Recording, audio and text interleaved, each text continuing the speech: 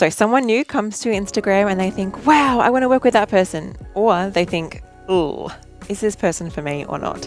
What I want to chat to you about today is how you can craft an Instagram experience. It's going to be far more likely to convert a random person from seeing you from the middle of nowhere to saying, actually, yeah, I'm going to be a follower of this person and I'm going to be invested into what they're doing and I'm going to be excited to be a follower. So I want to share with you some key design principles that you can implement into your business, into your graphics, into your designs, and into your strategy to make sure that you're attracting the right people into your business.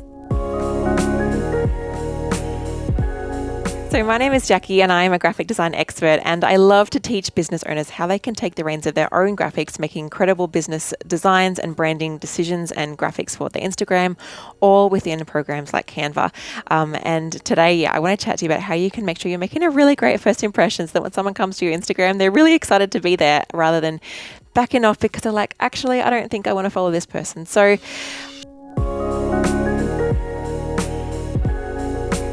the first thing I want to share with you is this idea that we need to have a consistent brand. If you've been following me for any amount of time, you'll know that I talk about this all of the time, but I cannot emphasize it enough. You must have a consistent brand. A consistent brand is this idea that all of your graphics, they look the same. They look like they're from the same family. They look like they're best friends. They look like they're meant to be together. I don't want to see your Instagram posts having like a yellow post that's got these fun cursive fonts on it, and the next day your posts are black and white with these really chunky kind of minimalistic, classy looking fonts. Like, it doesn't make any sense to people. If you want to get some more information about all this, listen to my last episode. It'll be all about this idea of how you can craft a brand that is elevated because you're actually thinking through this consistent branding.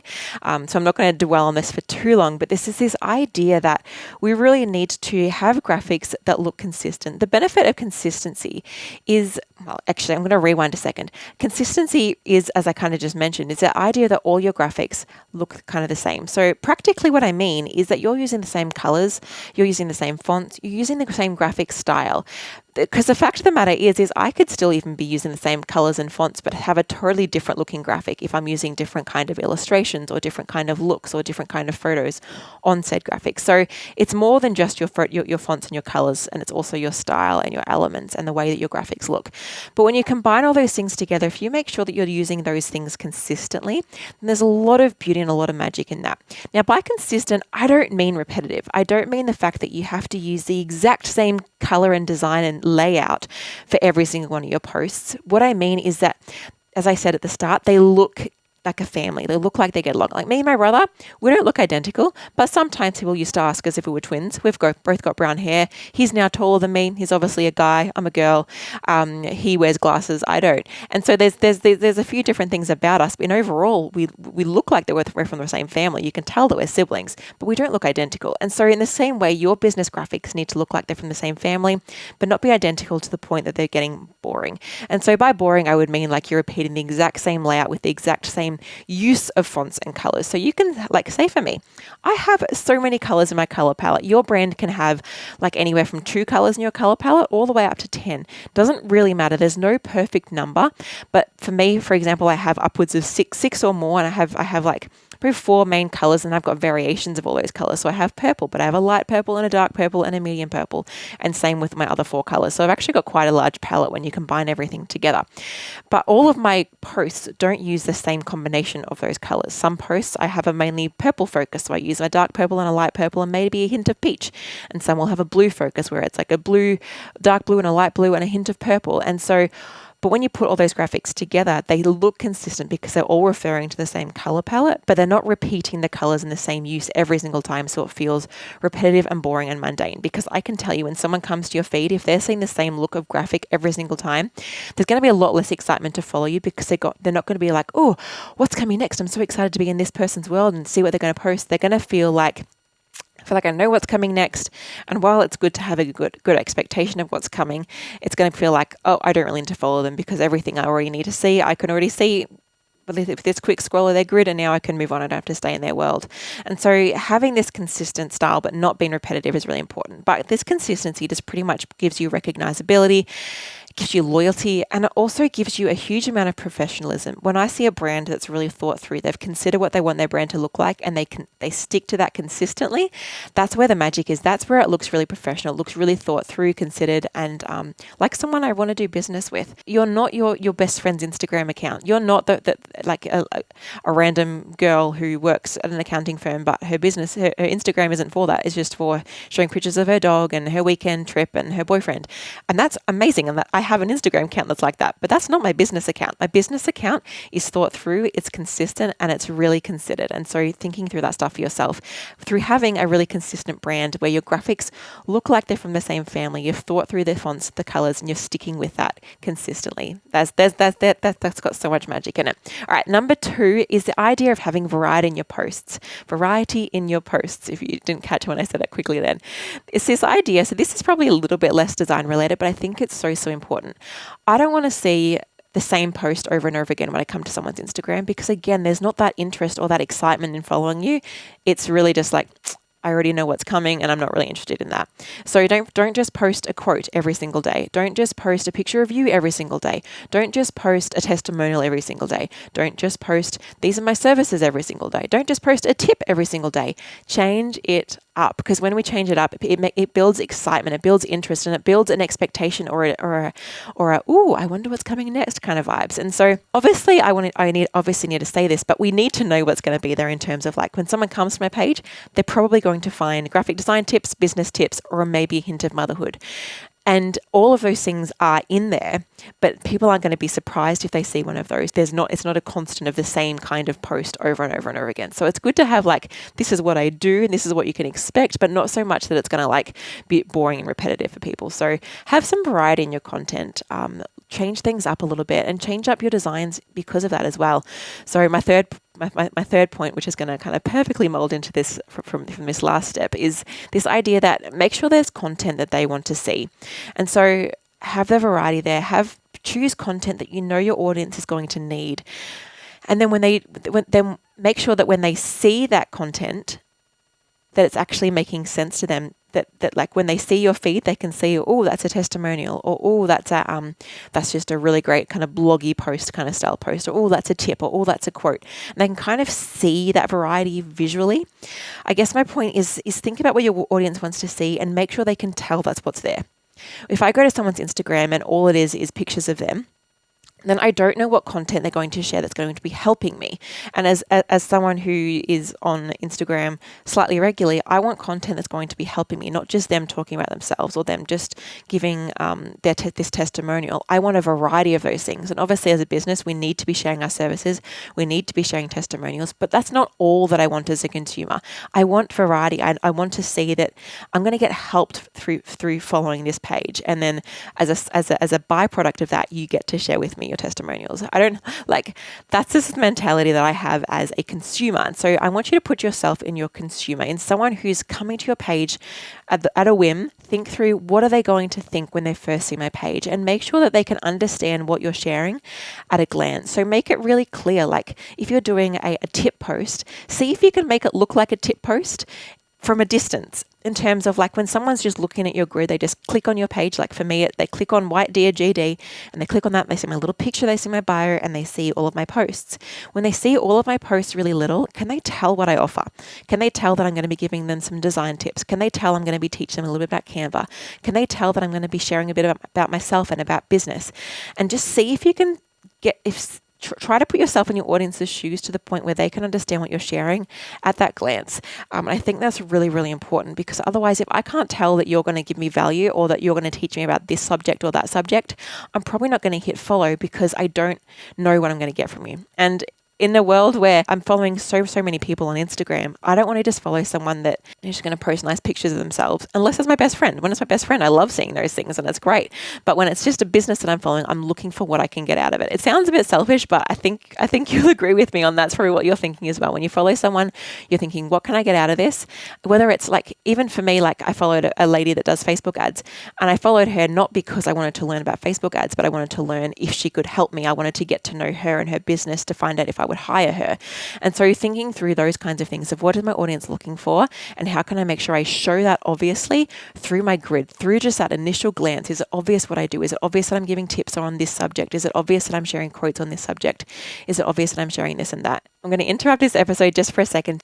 If you would like help creating a really incredible first impression on your Instagram, I have the perfect workshop for you. It is going to be this Thursday. So if you're watching or listening to this when it gets released, please take action on this. On the Thursday, the 16th of February, I am hosting a live virtual workshop where I'm going to be teaching you how you can do just that, how you can create a consistent Instagram feed, how you can know what to base your brand on, the design decisions that you need to make to create graphics that really connect with your audience, that look really great. And there's an extra tip that I didn't share today that I'm going to be sharing in this workshop to create a really, really interesting feed, an aesthetically pleasing feed, and a feed that's going to draw in your ideal clients and customers and help to convert them into someone who's purchasing your product or service. So I would love to have you join me. Tickets are only $50, and it's going to be a live session. And at the end of that live session, I'm even going to do some live hot seat coaching where I'm going to grab a few of you and actually talk through your branding. And the first 5 people to get tickets as well are going to be able to have a free Instagram audit from me. So please, if you're listening to this or watching this,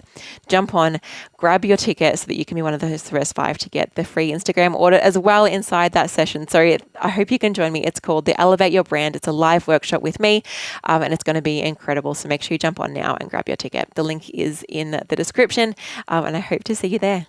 Really great. The next thing I want you to think about is, what does my audience want in terms of the vibe, in terms of like when someone comes to my grid. If you just feel free to grab out your phone right now and have a look, unless you're driving.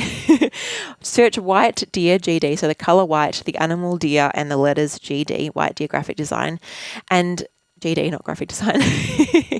And when you go to my page, you're going to see it's ridiculously polished.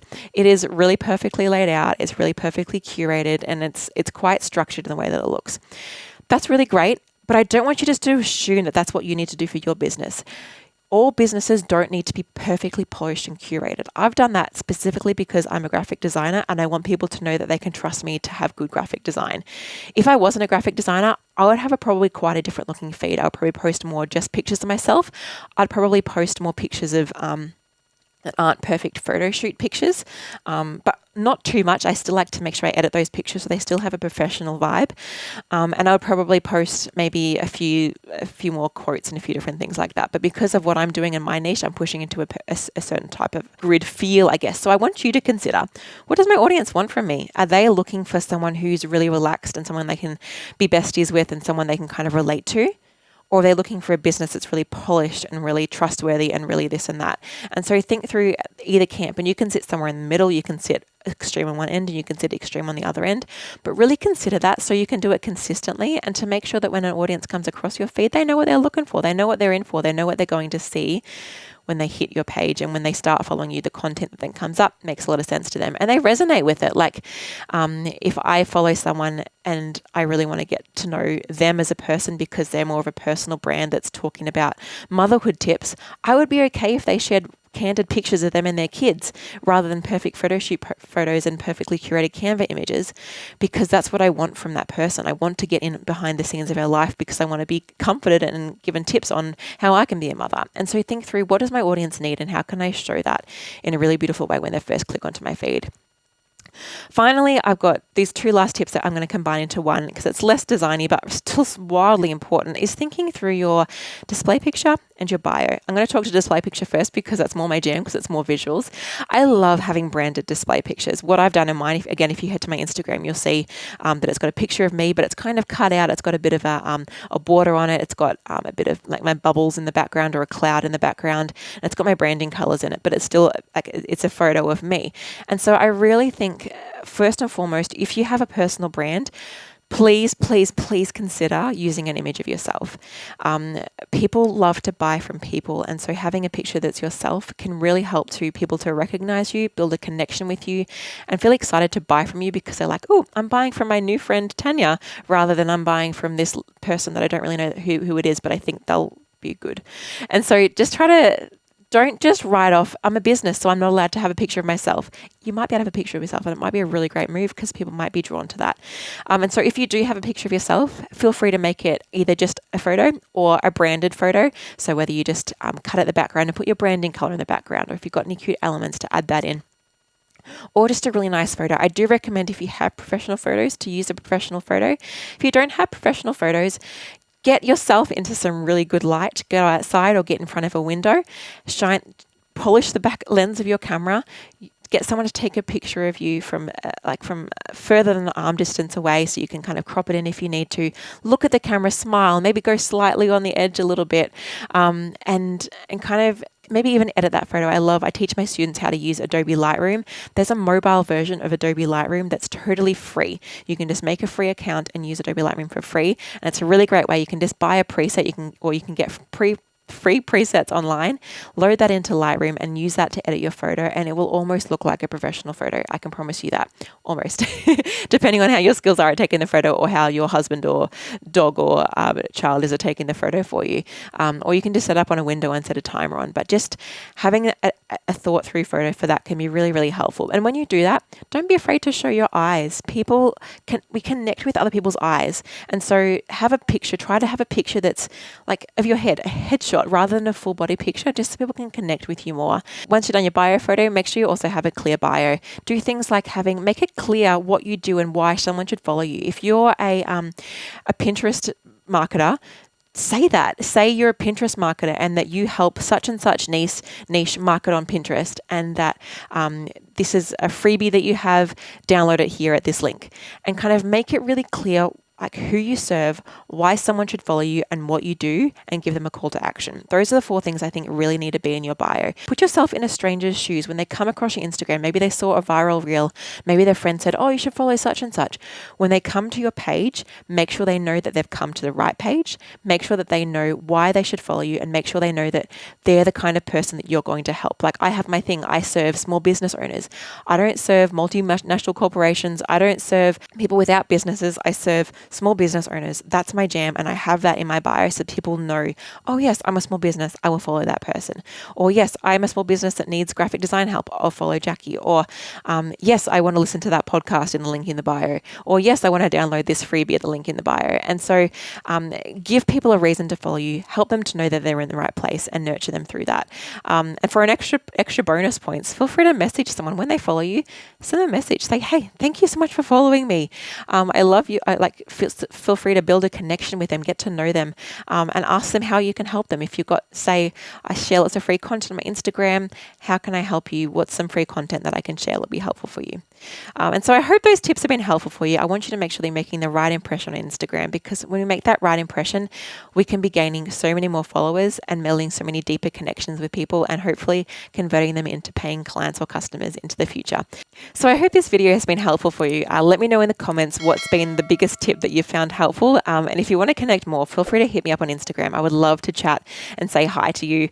I love connecting with people on a more personal level. It feels so much better than just a random YouTube video that I can't see you on the other end. So let me know what you think. And if you've got any more questions around this thing, or a tutorial that you'd love me to see me do, please just let me know in the comments as well.